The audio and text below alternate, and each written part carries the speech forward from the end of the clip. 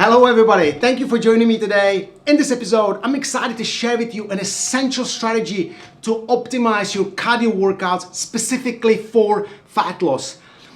Yes, there are many ways we can approach cardio. We can do cardio for a particular event or endurance training or even cardiovascular conditioning.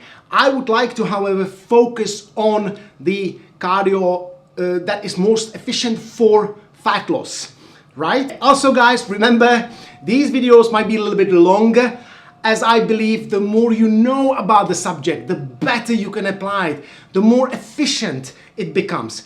If you're offered an advice like, eat these 5 fruits to lose fat forever, eat chicken and broccoli, exercise more and eat less, you already know you have to step back, take a different perspective, because that is a shortcut. I was very clear, this channel is not going to be about a quick fix. So if you're looking for that, now is the time to, stop and look elsewhere. There are literally thousands of videos that would offer you such approach. Yes? Right. Now, also, think about it, if within 10-15 minutes, if you hear something that would be really good to improve your way you approach today, now we do cardio, but other things, wouldn't be worth it if you can use it and it serves you for the rest of your life. It's your choice, yeah? You decide. Right, now let's go. As you imagine, fat loss is a very complex matter. We cannot look at cardio for fat loss in isolation without considering other aspects of the subject, such as the food we eat and the timing, different forms of training, our sleep patterns, all this and more will be very important to balance to make the process much more efficient. We are all different after all. Age, gender, the life circumstances, the upbringing, all this will be important to eventually fine-tune for each individual to make it even more efficient. However, I would like to talk about it a little bit more in general. We are all human, we have a similar internal processes. Yes, we ingest, digest food. So is it about that level I would like to start? Then we will peel the onion and going further and further, and hopefully that will be more specific to specific people, right? At the moment, I would like you to consider 3 things when it comes to the actual activity. Try to remember when you next time approach it, perhaps you can apply it. 3 components: intensity, thermogenesis, and duration of the activity. Intensity during the activity will be the most important component in the process in which the body will choose the fat to be the main source from which it produces the energy. There are of course different sources or compounds that the body can produce energy from, depending on the intensity of the activity.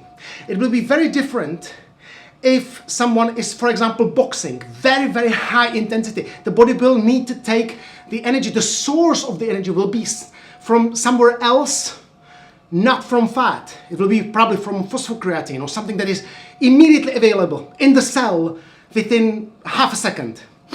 Then there will be lower intensity, still high intensity, like weight training, endurance training, fast running.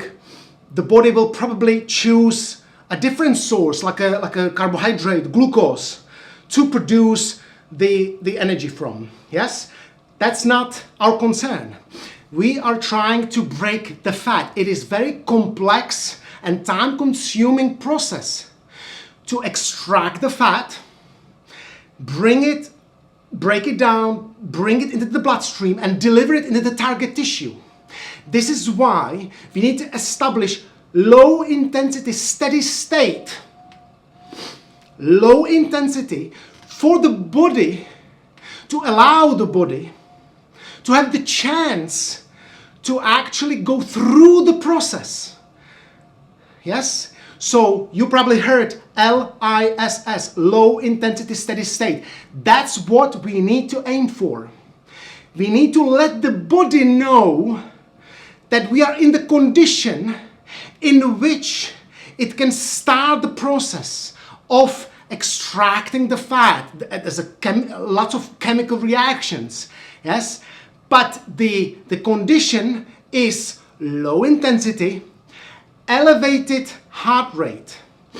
We need to get the body in aerobic state, which means, simply enough, that our heart rate raises a little bit, yes? And we start to breathe a little bit more than if we are sitting down. Of course, it will depend on the individual what exactly the intensity is. But when you start the activity, you get to the point where you can still talk, like I do, but you elevate your breathing and your heart rate. Yes? This is important to establish and be able to continue. Once you start running, cycling, crossing, when you start to go into high intensity, when you catch breath or anything impact, the body will start to switch into other forms of energy that are more appropriate to the activity. Right? We need to establish low intensity activity to let the body to work the process through. Right? Okay. Now, thermogenesis, also very important component as far as fat loss. It is the process by which the body converts chemical energy into heat energy. But for us, what does it really mean? Let's get to the point during the activity when we warm up the body enough that we start to sweat. That is that simple. Why is it important? The increased temperature, the thermogenic effect, will support a higher metabolic rate. The way to extract the fat and get it into the bloodstream will be dependent on the metabolic rate. And the thermogenic effect will support that. The higher the metabolism, the more efficient the breakdown and the delivery of the fat will be.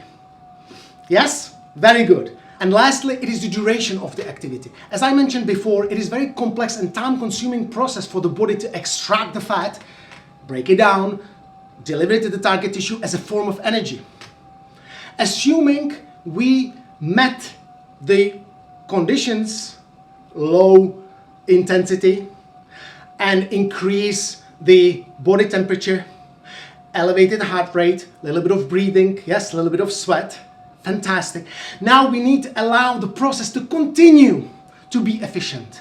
There's no point to establish those conditions and quit after 10 minutes. This is about the time the body actually really effectively switches to use the fat as a source of energy.